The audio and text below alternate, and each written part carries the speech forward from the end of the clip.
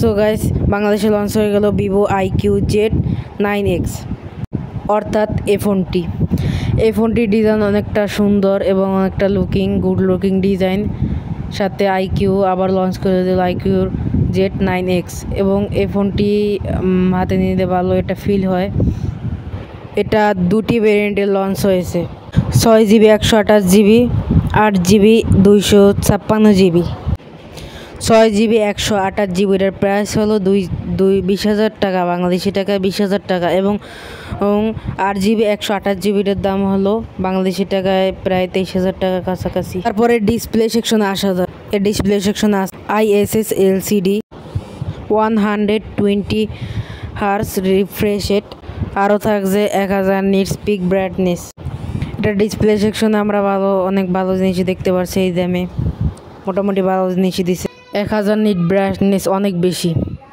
এতে আছে 6000 mAh big battery এবং 44 ওয়াটের ফাস্ট চার্জার এবং এই মোবাইলটির সাইজ 6.72 ইঞ্চি।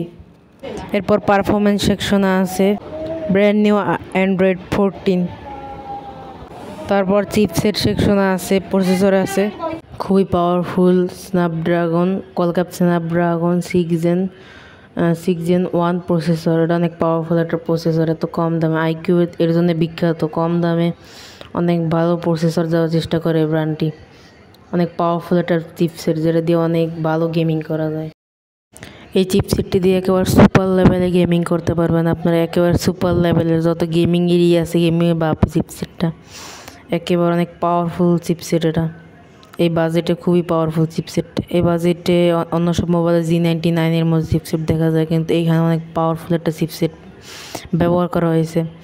স্ন্যাপড্রাগনের সবচেয়ে পাওয়ারফুল চিপসেটের নাম হয়েছে এখন বর্তমানে স্ন্যাপড্রাগন 834 জেনারেশন চিপসেটটা। সেখানে বুঝতে পারছেন যেটার সাথে অ্যাপেলের কম্পারিজন হয়, সেই চিপসেটটার সাথে সেই চিপসেটের 6 জেনারেশনের চিপসেট এটা।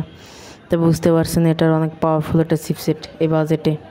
এবং এর পোর্শন বাটনে 3mm জ্যাক আছে এবং সাইড মাউন্টেন ফিঙ্গারপ্রিন্ট সেন্সর আছে যেটা বেশ একুরেট ফাস্ট। এবং ক্যামেরা সেকশনে আছে এবং 50 মেগাপিক্সেল এবং ফ্রন্ট ক্যামেরা সেলফি ক্যামেরা আছে 8 মেগাপিক্সেলের। তো এই মোবাইলটি নিয়ে পুরোপুরি সেরা মোবাইল করে তুলছে এই ফোনটিকে। তো যারা ভিডিওতে সাবস্ক্রাইব করে নেয় অবশ্যই এটা সাবস্ক্রাইব করে দেবে আমাকে চ্যানেলটিকে, প্লিজ ভাই একটা সাবস্ক্রাইব। তো আজকে এখানে বিদায় নিচ্ছি, আসসালামু আলাইকুম।